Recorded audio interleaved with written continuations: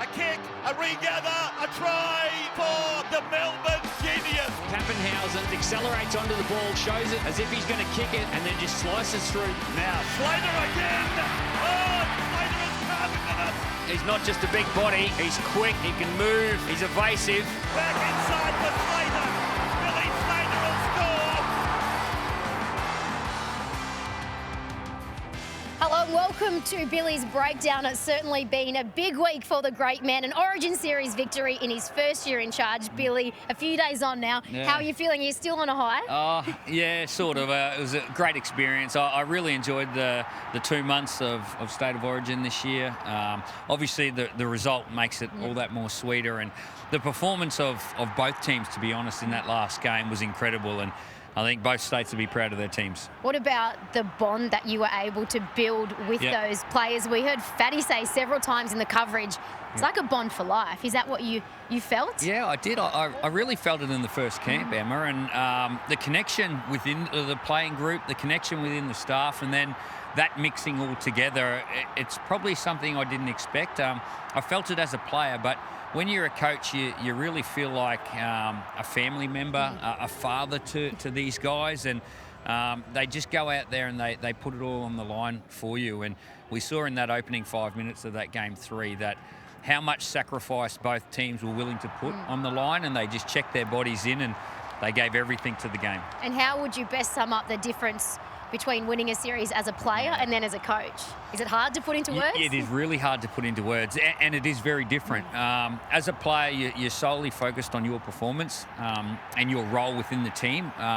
You're really comfortable with that. As a coach, you're trying to oversee everything. You're trying to set the environment, and you're trying to manipulate how to get these players to the game in the best physical and mental shape possible. So it is quite different, but I've never been more proud of a group of people in my whole life than what I was at the full-time siren in Game 3. And it must have been extra special to be able to have JT and your great mate Cam alongside you for the ride. Yeah, look, we've done a whole heap in that jersey together, and to have those guys support the team, it was invaluable to us. Josh Hannay was another guy that was superb. His experience and his knowledge of the game. Look, I think he's a guy that's got a head coach written all over him. It's only a matter of time, and the right opportunity will come up for him. And Nate Miles, Alan Langer, like everyone contributed to what happened throughout the Origin series, and but the players were at the forefront. They went out there and did it.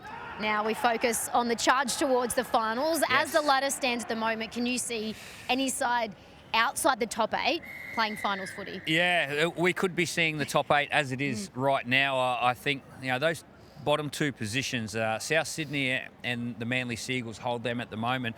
The one team just sitting outside that top 8 is the Sydney Roosters. I think they're capable of pushing their way into the top 8, although they received some really tough news over the weekend with a couple of their players with season-ending injuries. And Satili Tupanua, he's been in superb form, so he's going to be really hard to replace for them.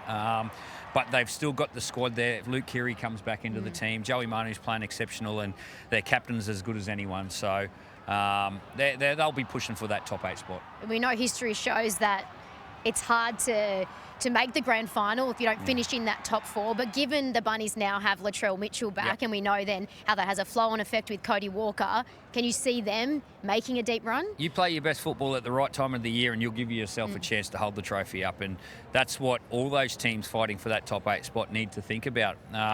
Look, you get an advantage if you finish in the top 4. There's no doubt about that. But if you're playing your best football in September, going towards October, that's a priority as well. And I think South Sydney, if they can get their big guns firing, and the Walkers and Latrell Mitchell, they're as dangerous as anyone. So they'll give themselves a chance. And then do you give the Cowboys and the Sharks a genuine chance of challenging the likes of the Panthers? Well, they've been consistent throughout the year. I think the Sharks have been a real surprise, actually, the way that they play their football. And it's all through Matt Moylan and Nico Hines. They're great users of the football, and they get the ball to their dangerous players out wide. But the Cowboys, for me, are a genuine premiership threat. I think they can win the competition at their best, and I've seen firsthand throughout this Origin series the habits that they've created in their team.